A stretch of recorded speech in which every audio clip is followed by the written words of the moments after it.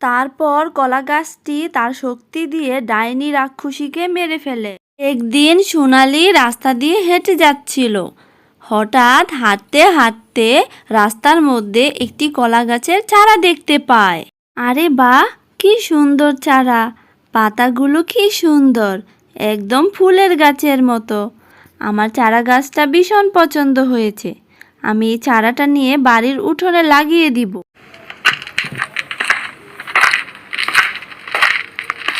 তারপর সোনালি চারাটি উঠিয়ে বাড়ি নিয়ে আসে। এক কাজ করি, কলা গাছের চারাটি উঠানে লাগিয়ে দিই, তাহলে সবসময় আমি কলা গাছটি দেখতে পাবো। এই কথা বলে সোনালি কলা গাছের চারাটি উঠানে লাগিয়ে দেয়। তাতে পানি দেয়, যত্ন করতে থাকে। এইভাবে দেখতে দেখতে বেশ কিছুদিন কেটে যায়। কিছুদিনের মধ্যে চারা গাছটি বড় কলা গাছে পরিণত হয়। এইদিকে সোনালি সন্তান জন্ম দেওয়ার সময় মারা যায়। বেচারা মিন্টু ছোট্ট শিশু সন্তানকে নিয়ে কি করবে কিছুই বুঝতে পারছে না। হে সৃষ্টিকর্তা, তুমি এটা কি করলে? এখন আমি এই দুধের বাচ্চাটিকে কিভাবে লালন পালন করব? সোনালি, তুমি এটা কি করলে? আমাদের বাবা মেয়েকে রেখে কেন চলে গেলে তুমি? ছোট্ট বাচ্চাটিকে নিয়ে মিন্টু ভীষণ চিন্তিত হয়ে পড়েছে। ছোট্ট শিশুটির কান্না যেন থামছেই না। বাচ্চাটি অনবরত কেঁদেই চলেছে। কাঁদে না মা, আমার কাঁদে না। না, মেয়ে তো আমার কিছুতেই কান্না থামাচ্ছে না। কি যে করি? কালকেই আমার দিদিকে বাড়িতে নিয়ে আসবো।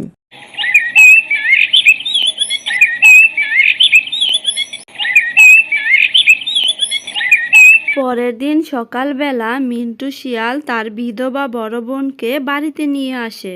দিদি, তুই তো বিধবা, তোর তো কোনো ছেলে মেয়েও নেই। স্বামীর বাড়িতে তো তুই একাই থাকিস। আজ তোকে নিয়ে এলাম।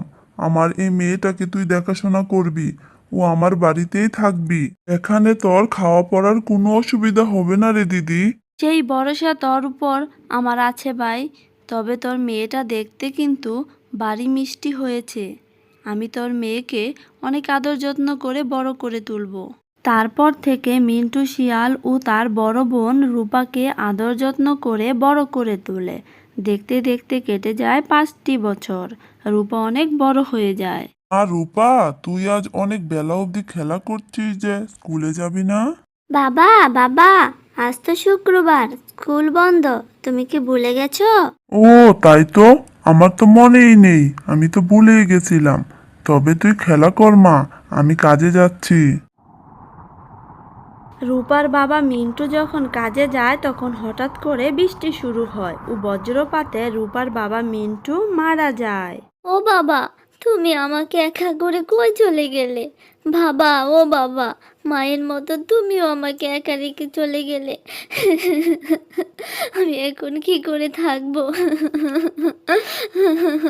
চলে তো যাবেই, তুই তো অলক্ষী। জন্মের সময় মা মরে গেছে, এখন বাবাকেও মেরে ফেলেছিস। অপায়া কোথাকার, তুই একটা অলক্ষী। এই জন্যই তো আমার ভাই ও ভাবি অল্প বয়সেই মারা গেছে। তুমি এইসব কি বলছো পিসি? জন্ম মৃত্যু তো সব সৃষ্টিকর্তার কাছে, তাই না? সৃষ্টিকর্তাই আমার মা বাবাকে নিয়ে গেছে, আর আমি হয়ে গেছি এতিম। এতে আমার কি দোষ আছে বলো? আমি কি করেছি? হয়েছে হয়েছে, আর বড় বড় কথা বলিস না। তুই যে কত বড় অলক্ষী সেটা আমার জানা হয়ে গেছে। আমি এক মুহূর্ত আর তোর সাথে থাকবো না। আজই আমি চলে যাব, না হলে আমিও যে কোনো সময় মরে যেতে পারি। ও পিসি, ও পিসিমা, আমাকে একা করে চলে যেও না তুমি। পিসি, আমাকে ছেড়ে তুমি যেও না গো, যেও না তুমি। আমি একা একা কি করে থাকবো? রূপা অনেক মিনতি করেও পিসিকে আটকে রাখতে পারল না। রূপার পিসি চলেই গেল, আর ছোট্ট রূপা ভীষণ একা হয়ে যায়। এইভাবে কষ্টে রূপার দিনগুলো কাটছিল। রূপা প্রায় সময়ই উঠানে বসে কলা গাছের দিকে তাকিয়ে কান্না করত। একদিন, এইভাবে কাঁদলে আর কি হবে রূপা? তুমি কাঁদলে যে তোমার বাবা মা আর ফিরে আসবে না। কে কে কথা বলছে এখানে? আমি কথা বলছি গো রূপা, আমি কলা গাছ। একদিন তোমার মা আমাকে রাস্তা থেকে তুলে নিয়ে এসে তোমাদের উঠানে লাগিয়ে দেয়। ও অনেক যত্ন করে তোমার মা আমাকে বড় করে তুলেছে। আজ তোমার দুঃখের দিনে প্রকৃতি মাতা আমাকে কথা বলার শক্তি দিয়েছে। তাহলে ভালোই তো হলো, এই অসময়ে কথা বলার মতো বন্ধু পেলাম। এখন থেকে আমি রোজ তোমার সাথে গল্প করব। ঠিক আছে কলা গাছ বন্ধু? এরপর থেকে কলা গাছটি রূপার ভালো বন্ধু হয়ে যায়। এইভাবে বেশ কিছুদিন কেটে যায়। একদিন হঠাৎ করে রূপার পিসি ফিরে আসে, কিন্তু সেটা রূপার পিসি ছিল না, ছিল এক ছদ্মবেশী রাক্ষসী। রূপা সেটা জানতো না। পিসি, ও পিসি, তুমি ফিরে এসেছো? আমি স্বপ্ন দেখছি না তো? না রে রূপা, আমি সত্যিই ফিরে এসেছি। জন্মের পর থেকে তোকে কোলে পিঠে করে মানুষ করেছি, তাই তোর মায়ায় চলে এসেছি। এখন থেকে আমি তোর সাথেই থাকবো।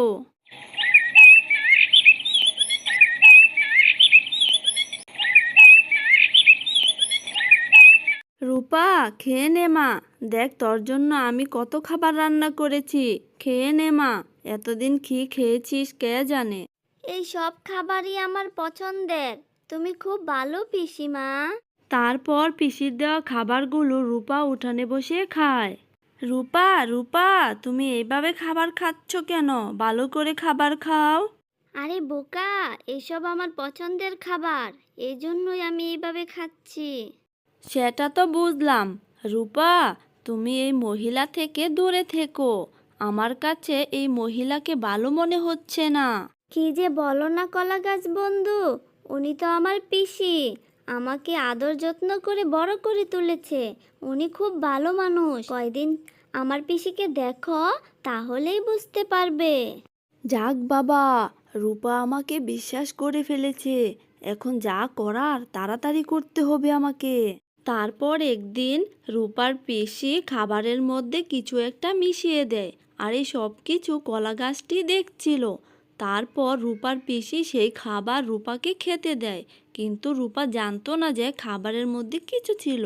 রূপা যখনই খাবারটি খেতে যাবে, তখনই কলা গাছটি জাদু করে খাবারটি ফেলে দেয়। রূপা, রূপা, তুমি এই খাবারগুলো খেও না গো, তাতে বিষ মিশানো আছে। আর তুমি যাকে পিসি মনে করেছ, সে তোমার পিসি নয় গো, সেটা একজন ছদ্মবেশী রাক্ষসী। সে তোমাকে মেরে তার হারানো শক্তি ফিরে পেতে এসেছে। আমি ভালো করে জানতাম, আমি এই এতিম কন্যার ক্ষতি করলে তুই চুপ থাকতে পারবি না। সত্যি করে বলতো, তুই কে আর কি উদ্দেশ্যে এখানে এসেছিস? আমি হলাম রাক্ষসী রানী, আর তোদের প্রকৃতি মাতা আমার শক্তি কেড়ে নিয়ে আমাকে অকেজো বানিয়ে রেখেছে। তারপর অনেক খোঁজাখুঁজির পর আমি এতিম কন্যার ও কলা গাছের সন্ধান পাই, আর তাই তো আমার শক্তি ফিরে পেতে রূপ বদল করে এখানে এসেছি। আমি খুব ভালো করেই জানি তুই কলা গাছ প্রকৃতি মাতার সৃষ্টি, আর তোর জাদু শক্তি আছে। তাই ভালোই ভালো আমার শক্তি ফিরে দে, না হলে এতিম কন্যাকে আমি এখনই মেরে ফেলবো। নানা ডাইনি, তুই এরকম কাজ করতেই পারবি না। তার আগেই আমি আমার শক্তি দিয়ে তোকে মেরে ফেলবো।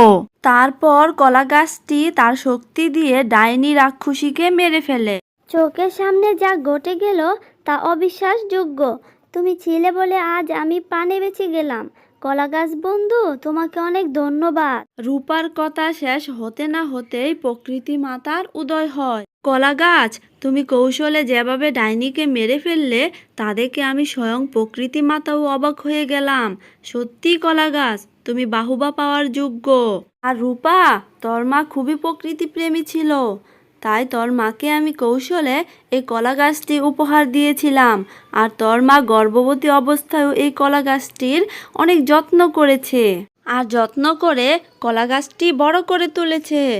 আর তাই এই কলা গাছটি সবসময় তোর সুখে দুঃখে সাথী হয়ে থাকবে। আর এসব কথা বলে প্রকৃতি মাতা সেখান থেকে উধাও হয়ে যায়।